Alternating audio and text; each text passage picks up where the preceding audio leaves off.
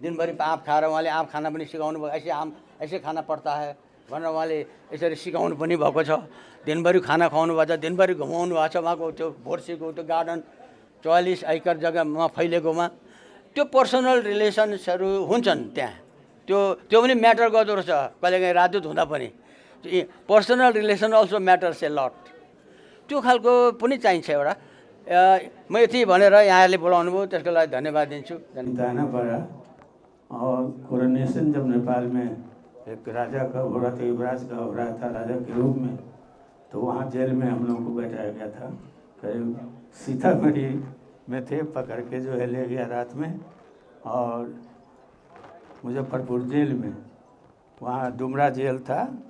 अब डुमरा जेल जो है स्वीकार नहीं किया, ये बॉर्डर नज़दीक का जेल है, यहाँ जो है।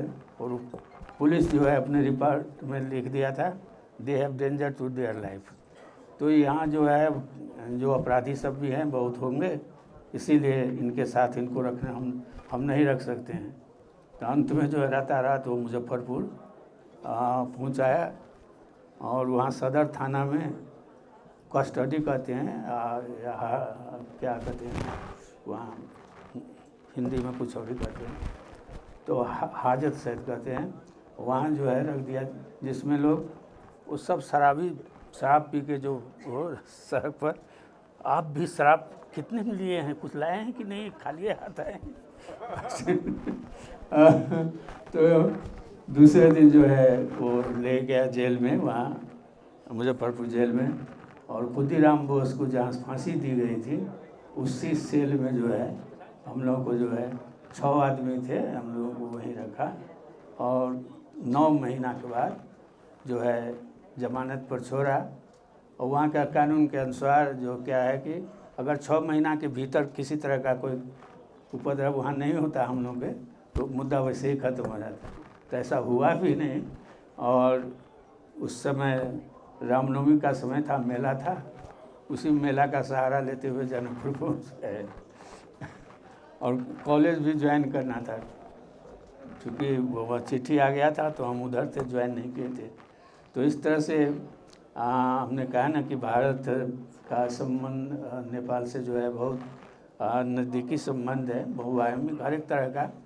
अब ये अलग बात है कि हिंदू पॉलिटी, आप सभी राजनीति जानने लोग हैं, हिंदू पॉलिटी कभी यूनाइटेड नहीं रहा है। हमेशा आपस में वो लड़ते भिड़ते रहे हैं, झगड़ते रहे हैं। वो बाहर के लोग आके भी शासन किए हैं।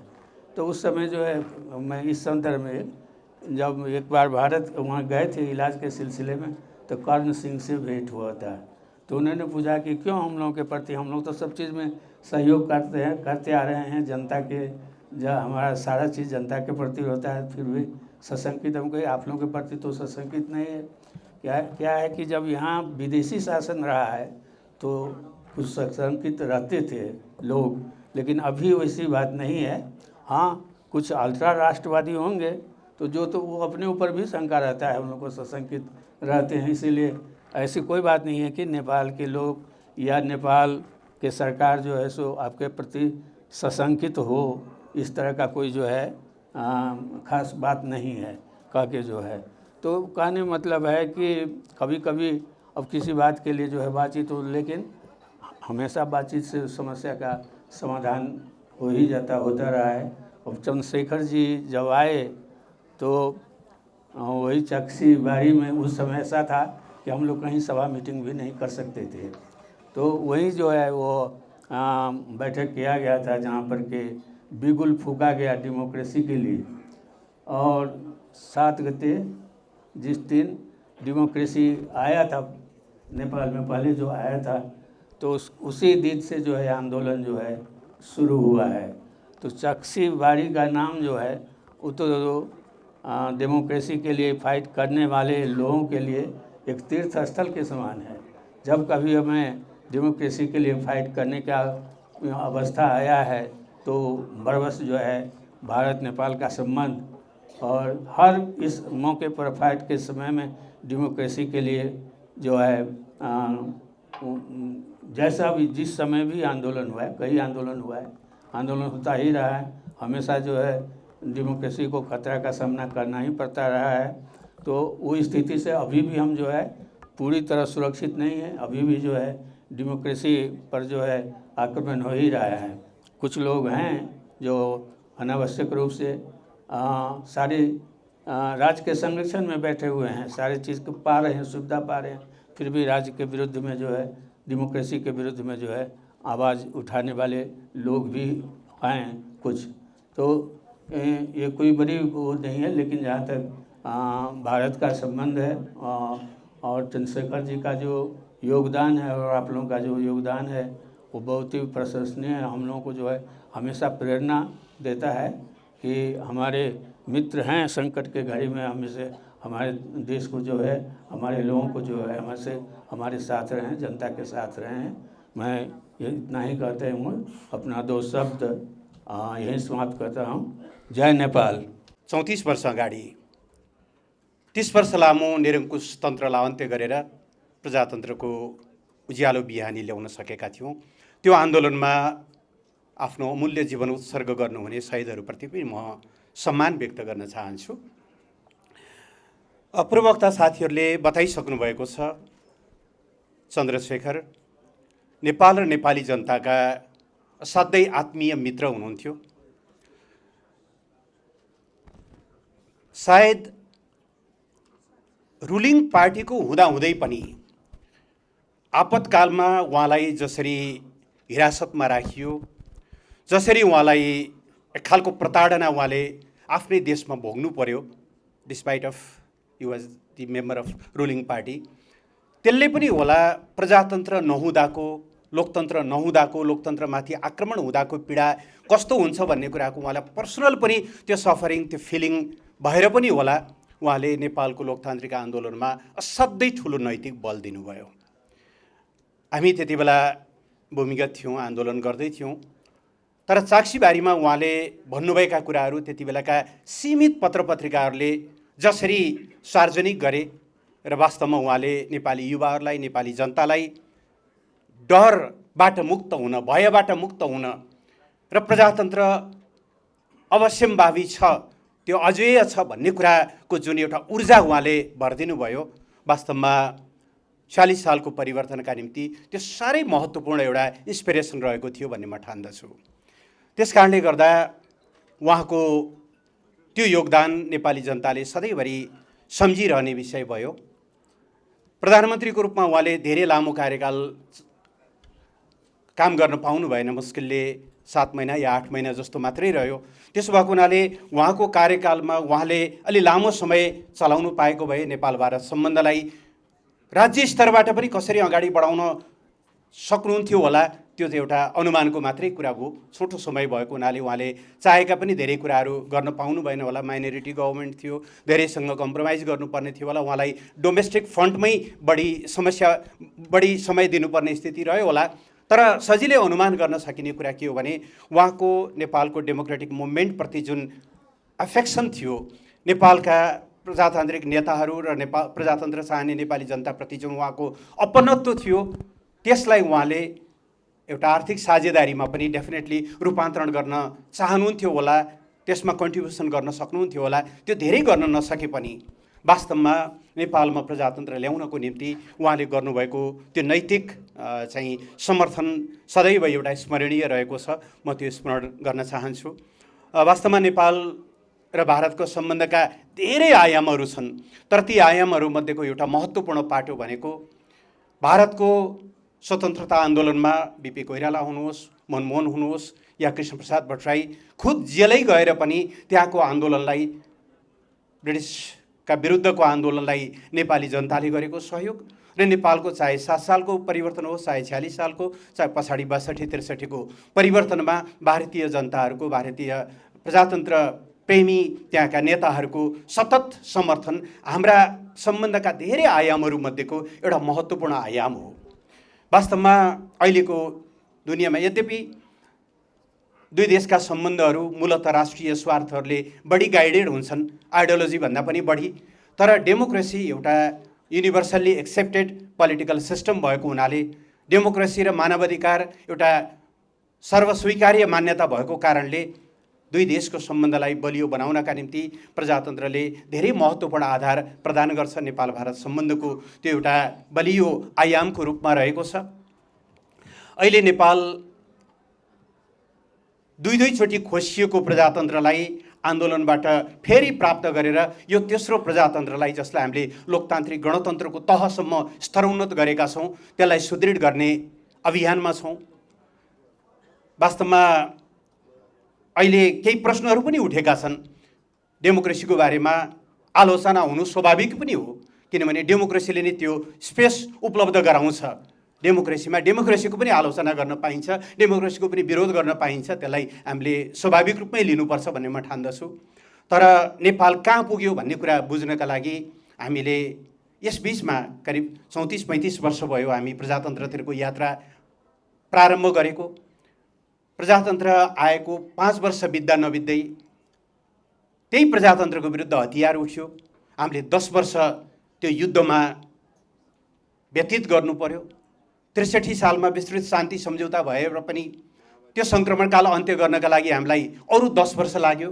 अर्थात् प्रजातन्त्रको 35 वर्षमध्ये करिब 20 वर्ष त हामीले कन्फ्लिक्ट र पोस्ट कन्फ्लिक्ट एउटा म्यानेजमेन्टमा त्यसको ट्रान्जिसनमा बिताउनु परेको छ।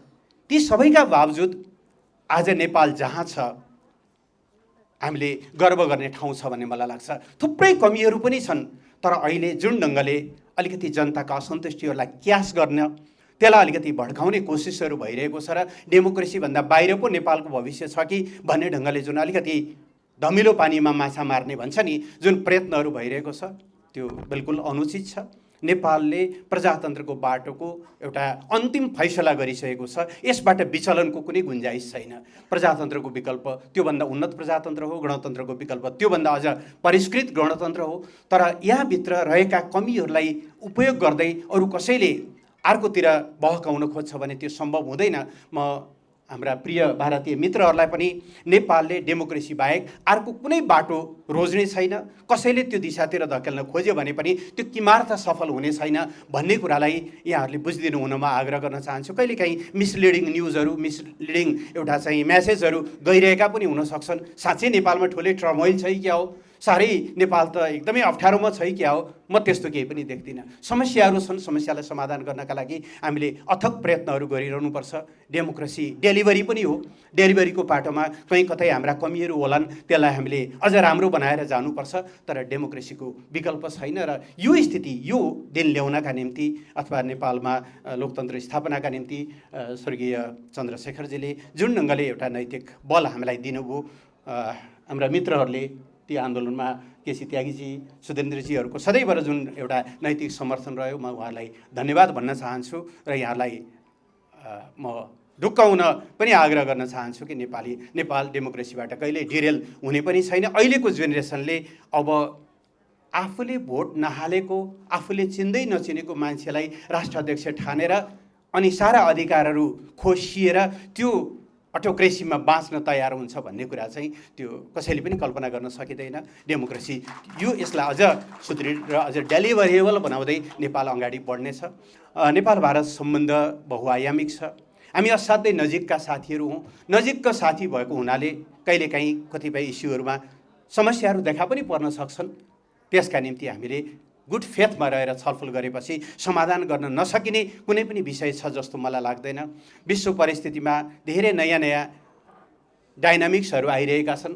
त्यो डाइनामिक्सले नेपाल भारत सम्बन्धलाई, दक्षिण एसियालाई अझ बढी घनिष्ठ कोअपरेसनको बाटोबाट, अझ बढी पारस्परिक समझदारीको बाटोबाट अगाडि बढ्नका निम्ति चाहिँ आह्वान गरिरहेको छ। भारतले जसरी तरक्की गरिरहेको छ त्यो तरक्कीसँग नेपाल पनि कुनै न कुनै हिसाबले जोडिन चाहन्छ। उसको आर्थिक विकाससँग, छरछिमेकमा आइरहेका विकासहरूसँग जोडिँदै छोटो समयमा जनतालाई एउटा सुखी जीवन दिने नेपाली जनताको अथवा नेपालका राजनीतिक दलहरूको चाहना छ। नेपालको यो विकासको क्वेस्टमा, नेपालको विकासको चाहनामा, छिटो रूपान्तरण चाहने नेपालको चाहनामा भारत अझ बढी उदार भएर सहयोगी बनोस्, म यो आग्रह पनि गर्न चाहन्छु। र फेरि अन्त्यमा गणेशमान सिंह फाउन्डेसनलाई यो महत्त्वपूर्ण कार्यक्रमको आयोजनाका निम्ति धन्यवाद भन्न चाहन्छु। गणेशमानजी र चन्द्रशेखरजी दुवैप्रति फेरि पनि श्रद्धासुमन अर्पण गर्न चाहन्छु। र नेपाल भारत सम्बन्ध अझ घनिष्ठ होस्, पारस्परिक विश्वासका आधारमा अगाडि बढ्दै जाओस् भन्ने शुभेच्छा पनि व्यक्त गर्न चाहन्छु। और नेपाल के राजनीतिक संबंधों में शेर बहादुर जी की जो भूमिका है वो एक विस्मरणीय है। सभी दलों के सभी नेताओं से इनके स्नेहपूर्ण रिश्ते रहते हैं और अब तो भारतीय उपमहाद्वीप में जो 2-4 बड़े कद्दार नेता बचे हैं उसमें शेर बहादुर जी भी हैं, अनुभवी हैं, और नेपाल से बाहर भी इतना ही इनका मान सम्मान है जितना यहाँ पर है। मेरे मित्र सुधीन भदौरिया जी, मंच पर विराजमान सभी आदर के योग साथी और काठमांडू के सभी गणमान्य और सिविल सोसाइटी और पत्रकार साथियों का मैं सभी का आदर और अभिवादन करता हूँ। मित्रों, नेपाल और भारत ये पड़ोसी नहीं है। ये मैं उनसे भी मेरी यह सहमति है जो कहते हैं छोटे भाई बड़े भाई हैं। हम इसको जुड़वा भाई मानते हैं। और जुड़वा भी 2 तरह के होते हैं, सेपरेटेड एट बर्थ। तो ये जुड़वा ऐसे हैं कि जो अलग भी नहीं होते। अभी भदौरिया जी बता रहे थे और वो सही भी है। कई अवसर ऐसे आए हैं कि नेपाल की स्वतंत्रता, यहाँ का लोकशाही वो स्थायी रहे, उसको लेकर के हमारे देश में लोग आपस में तो लड़ते रहे नेता लोग, लेकिन आपसे कभी नहीं लड़े। चंद्रशेखर जी जब आ रहे थे यहाँ पर गणेश मान सिंह जी वाले फंक्शन में, तो सुधीन जी और मैं दोनों थे एक पार्टी में, लेकिन मैं वीपी सिंह जी के साथ था। मैं एमपी था, सुधीन भदौरिया चंद्रशेखर जी के साथ थे। अब किस्सा ये है कि इतना बड़ा नेता चंद्रशेखर जी, सुरजीत साहब और बड़े बड़े नेता सब आ रहे थे यहाँ पर, तो हमको भी और वीपी सिंह जी को भी ऐसा लगता था कि उनको जाकर के वहाँ पे भारत सरकार की किरकिरी नहीं करनी चाहिए। हमें लगा जैसे हमारी किरकिरी होगी, चूँकि सर्वोच्च नेता उसमें प्रधानमंत्री वीपी सिंह जी थे। तो चंद्रशेखर जी तो भाई चंद्रशेखर जी ठहरे, और वो भी गणेश मान सिंह जी के द्वारा जो कार्यक्रम था आयोजित, उसमें उनको आना था। तो चंद्रशेखर जी कई बार ग्रामीण भाषा में भी संवाद करते हैं। उन्होंने कहा हम जा रहे हैं, जिसको पकड़ना हमें पकड़ ही लीजिएगा एयरपोर्ट पर।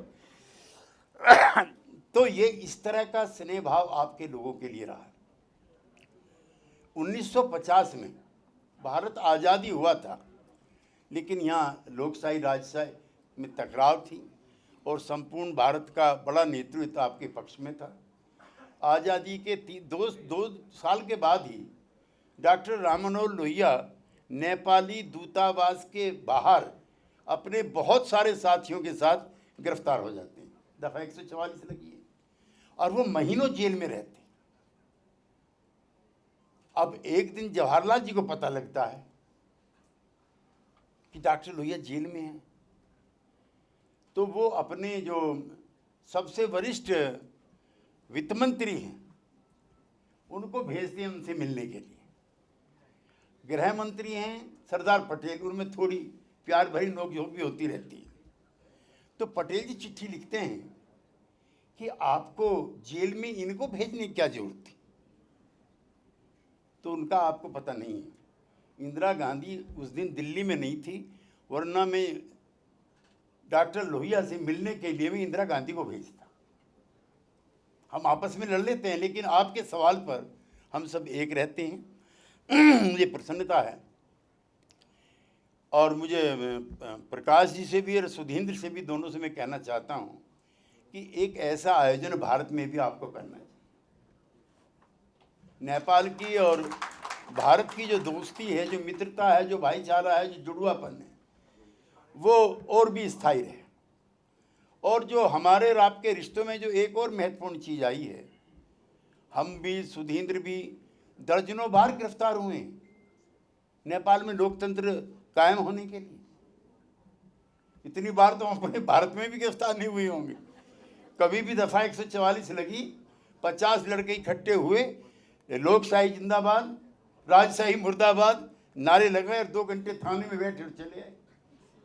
तो हमारे आपके इस तरह के रिश्ते रहे हैं।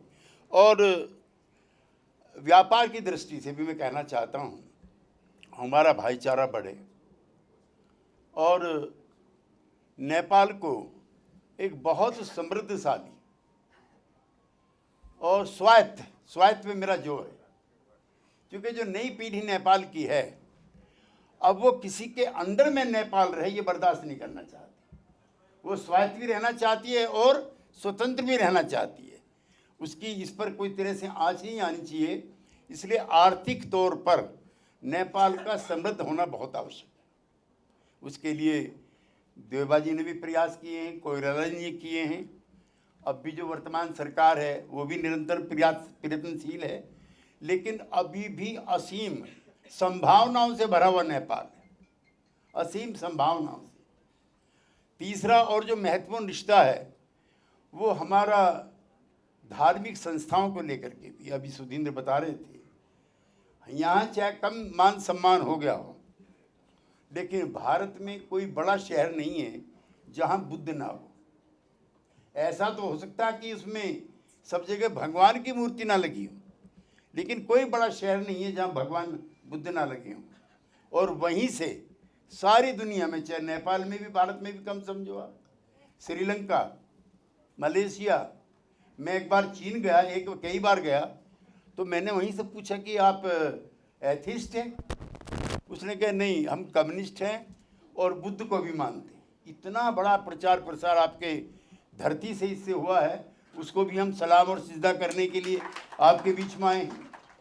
पशुपतिनाथ ये कोई मंदिर नहीं है, ये भारत के करोड़ों करोड़ों लोगों की आस्थाओं का केंद्र है।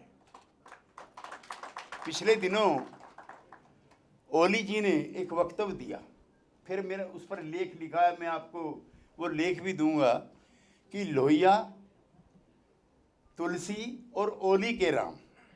हमारा मन प्रसन्न कर दिया उन्होंने ये कह कर के कि राम हमारे यहाँ पैदा हुए थे।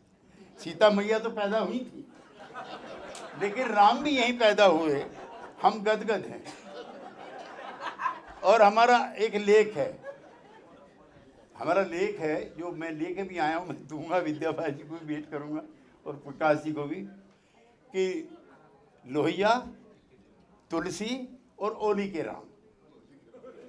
तो ओली जी तो मार्क्सवादी हैं, वामपंथी हैं, और भगवान में उनकी आस्थाएं जो कम्युनिस्ट होते हैं वो तो मार्क्स लिख गए कि धर्म जो है वो अफीम जैसा है, लेकिन फिर भी उन्होंने राम की महत्ता को, उनके अस्तित्व को स्वीकारा है और उसको नेपाल से जोड़ा है। तो ओली जी को भी मैं प्रणाम करता हूँ। लोहिया ने तो सबसे ज़्यादा उनके बारे में लिखा है। इतना मर्यादित व्यक्तित्व है नहीं। उन्होंने राम की और कृष्ण की भी तुलना की है। राम एक साधारण इंसान की तरह से जीते हैं, चमत्कारिक नहीं है वो कृष्ण की तरह से। सीता का अपहरण होता, सीता माता का जरा पानी लेना, तो एक साधारण इंसान की तरह से उनकी वेदना है। वो रोते हैं, पेड़ों से पूछते हैं। धन्यवाद। नदी नालों से पूछते हैं सीता कहाँ है। कृष्ण जब चले जाते हैं छोड़ करके वृंदावन को, वो एक बार भी बीच में राधा से मिलने नहीं आते। तो लोहिया ने अपने तरीके से लिखा। और रामायण को अगर जीना है तो तुलसी के रूप में उसको पढ़ने के जो स्वाद और मजे हैं वो अनूठे हैं। संपूर्ण रामायण जिसको कंठस्थ हो गई और तुलसीदास ने जिस लय में गाया है वो भी अद्भुत है। तो मैं कहना ही चाहता हूँ आपसे कि हम सब लोग आए हैं सुनने के लिए देवबा जी को। वो हम सब लोगों के वरिष्ठ नेता हैं, उनका रिश्ता नाता भी लंबा सबसे रहा है। तो ये जो भ्रातृभाव हमारा आपका है, इसमें इजाफा होते रहना चाहिए। कभी भी कोई वक्तव्य कहीं से आता है तो उन सब लोगों को पीड़ा होती है। और हम तो जो समाजवादी हैं भारत के, हम तो ऐसा चाहते हैं कि किसी भी पार्टी का राज कायम रहे यहाँ पर या वहाँ पर। हमारा जो रिश्ता है और जो रिश्तेदारी है वो बनी रहनी चाहिए।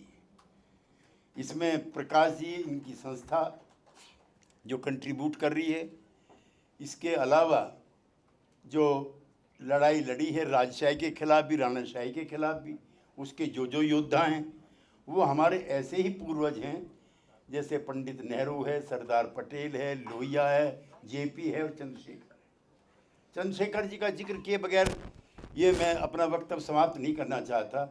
उनका रिश्ता शायद और नेताओं के मुकाबले में ज़्यादा इमोशनल था यहाँ के साथ। वो किसी भी सीमा तक, एक तो बनारस का रहा, वो आके बनारस के पड़ोसी हैं, और कोरेला परिवार के, और जो अभी बता रहे थे महन जी भी, काफ़ी लोग वहाँ पर जाते भी थे। जयप्रकाश जी और लोहिया जी जब आए हैं भारत में लड़ाई लड़ते लड़ते, तो वो नेपाल में रहे और यहीं से लाहौर गए हैं वो। तो हमारे आपके जो रिश्ते हैं वो अटूट हैं, और वो हमने नहीं बनाए, वो ऊपर वाले ने बनाए, जगन्नाथ महाराज ने बनाए। इसलिए इन संबंधों को, जिनको चंद्रशेखर जी ने एक नया आयाम दिया, सुदीन भदौरिया उन सौभाग्यशाली नौजवानों में से एक हैं जो पूरी पदयात्रा ना सिर्फ इन्होंने की उनके साथ, बल्कि उसको वैचारिक रूप भी दिया। भारत के भी जो नई पीढ़ी के लोग हैं, उसमें शरद यादव जी भी दर्जनों बार यहाँ पर आए। भाई टीपी त्रिपाठी जी, वो आज हमारे बीच में नहीं है, उनके सुपुत्र का परिचय भी कराया गया था, वो भी यहाँ पर रहे। और बगैर गिरी जी के हमारा हिंदुस्तान में मन नहीं लगता। गिरी जी जाते थे तो सब जितने भी उनकी पीढ़ी के साथी हैं, सबके साथ उठते बैठते खाते और पीते भी थे, खाते पीते थे, इसको अन्यथा ना लिया जाए। तो मैं इसी के साथ अपनी बात को विराम देते हुए, जय नेपाल, जय भारत, जिंदाबाद। गणेशमान सिंह फाउन्डेसनद्वारा यो चाहिँ नेपाल भारतको यो जुन सम्बन्ध सुदृढ गर्नको लागि चन्द्रशेखरजीले चाहिँ खेल्नुभएको भूमिकालाई चाहिँ स्मरण गराउनको लागि आजको यो गोष्ठी हामीले चाहिँ आयोजना गरेका हौँ।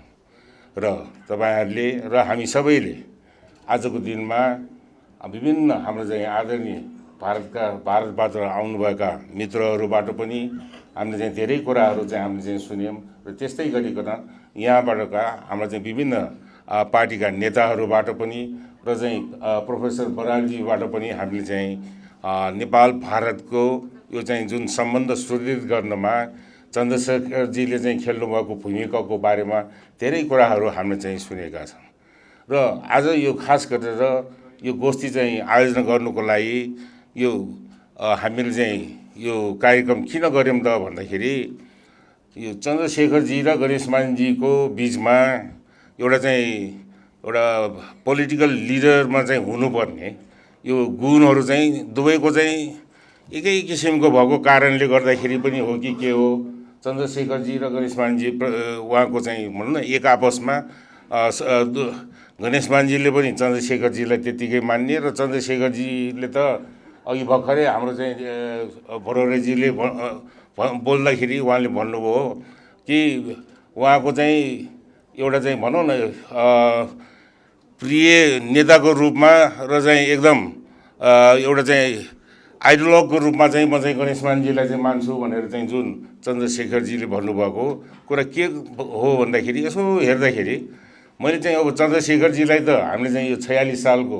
यो जनआन्दोलनको तयारीमा यो चाहिँ चाक्सीबारीमा भएको माघ 5, 6, 7 को जुन सम्मेलन छ, त्यो सम्मेलनलाई उहाँले चाहिँ एड्रेस गर्नलाई उहाँ चाहिँ आउनुभएको, त्यस बेला पनि मैले चाहिँ उहाँलाई चाहिँ नजिकबाट चाहिँ देखेँ र चाहिँ सुन्न पनि पाएँ।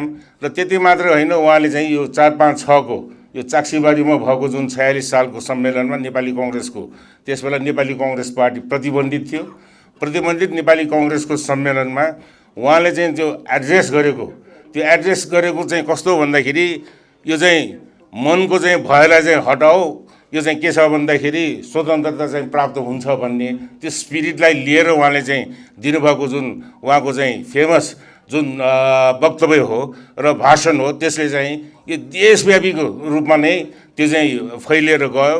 त्यस बखत चाहिँ क्यासेटको जमाना थियो। क्यासेट लिएर गएकाहरू चाहिँ अरेस्ट भए जिल्लामा देखाउनु अगाडि कति ठाउँमा त देखाए पनि। त्यसले गर्दाखेरि एउटा चाहिँ कस्तो भन्दाखेरि माहौल 46 सालको यो चाहिँ जनआन्दोलनको माहौललाई तताउनुको लागि उहाँको चाहिँ त्यो एकदम इन्सपिरेसनल यो चाहिँ जुन स्पिच उहाँले चाहिँ दिनुभयो त्यो चाहिँ त्यसले चाहिँ धेरै ठुलो भूमिका खेलेको मैले चाहिँ त्यसलाई चाहिँ महसुस गरेको छु। र त्यति मात्रै होइन, उहाँले चाहिँ त्यस बखत बोल्दाखेरि उहाँले त्यही भन्नुभयो, यहाँ चाहिँ नेपालका चाहिँ युवाहरूको यत्रो चाहिँ जो फ्रिडमको लागि, जुन स्वतन्त्रताको लागि जुन लड्ने, भिड्ने, त्याग गर्ने यत्रो ठुलो सङ्ख्यामा चाहिँ छ।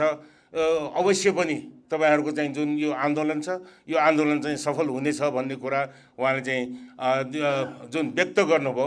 त्यसबाट पनि यो चाहिँ के हो भन्दाखेरि हाम्रो मुभमेन्टलाई, र उहाँले चाहिँ भन्नुभएको कुरा एउटा चाहिँ सबभन्दा राम्रो के हो भन्दाखेरि हामी यहाँ चाहिँ आएर बोल्ने अवस्था यो चाहिँ के हो भन्दाखेरि हामीले चाहिँ यहाँ आएर के गरौँ भनेर चाहिँ यहाँ चाहिँ जुन हामी यहाँ उपस्थित भएका छौँ त्यो उपस्थिति यो चाहिँ भए पनि नभए पनि तपाईँहरूको जुन आन्दोलन हो, तपाईँहरूको चाहिँ जुन एउटा चाहिँ कमिटमेन्ट हो डेमोक्रेसी प्राप्त गर्नको लागि, यो चाहिँ हामी नआए पनि यो चाहिँ सम्भव हुन्थ्यो भन्ने कुरा उहाँले चाहिँ व्यक्त गर्नुभएको कुरालाई हामीले चाहिँ सम्झनुपर्छ। मैले उहाँलाई चाहिँ यो आन्दोलन अगाडि पनि भेट्ने मौका पाएँ। पछि उहाँ चाहिँ प्रधानमन्त्री भएर चाहिँ नेपालको भिजिट गर्दाखेरि त्यस बखत हाम्रो चाहिँ यो भर्खरै 46 सालको जनआन्दोलनपछि नगरपालिकामा इलेक्टेड मेम्बर्सहरू कोही थिएन।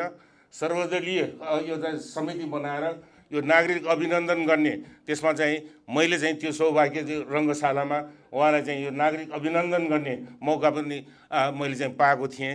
ती दिन पनि मैले चाहिँ सम्झना गर्न चाहन्छु। र म खास गरेर यो चाहिँ नेपाल भारतको चाहिँ जुन सम्बन्ध छ, अघि बोल्ने क्रममा आदरणीय वक्ताज्यूहरूले चाहिँ भन्नुभएको छ, त्यो के हो त भन्दाखेरि सरकार जेसुकै होस्, जसुकै पार्टीको सरकार भारतमा होस् या नेपालमा होस्, तर सम्बन्ध भनेको के हो भन्दाखेरि रिलेसनसिप, त्यो चाहिँ के हो भन्दाखेरि दुवै देशबिच चाहिँ मजबुत र राम्रोसँग ब्यालेन्स रूपमा चाहिँ हामीले चाहिँ राख्यो भने यो चाहिँ के हो भन्दाखेरि दुवै देशलाई चाहिँ हित हुने कुरामा हामीले चाहिँ त्यतातिर चाहिँ जोड चाहिँ हामीले चाहिँ गर्नुपर्छ भन्ने मलाई लागेको छ। र म खास गरेर तपाईँहरूको यो धेरै समय नलिइकन, किन भन्दाखेरि धेरै आदरणीय हाम्रो चाहिँ महत्त्वपूर्ण वक्ताज्यूहरूको चाहिँ विचारहरू तपाईँ हामी सबैले चाहिँ सुनिसकेको कारणले गर्दाखेरि तपाईँहरू सबैलाई विशेष गरेर म चाहिँ हाम्रो चाहिँ आदरणीय प्रमुख अतिथिज्यूलाई, त्यस्तै गरिकन सम्पूर्ण दायजमा उपस्थित सम्पूर्ण वक्ताज्यूहरूलाई र तपाईँहरूको चाहिँ उपस्थितिलाई सबैलाई चाहिँ गणेशमान सिंह फाउन्डेसनको तर्फबाट धन्यवाद दिँदै, र यो चाहिँ जुन होटल मर्क्युलको चाहिँ जुन म्यानेजमेन्ट छ त्यो म्यानेजमेन्टलाई पनि विशेष धन्यवाद दिँदै यो चाहिँ गोष्ठी यहीँ समापन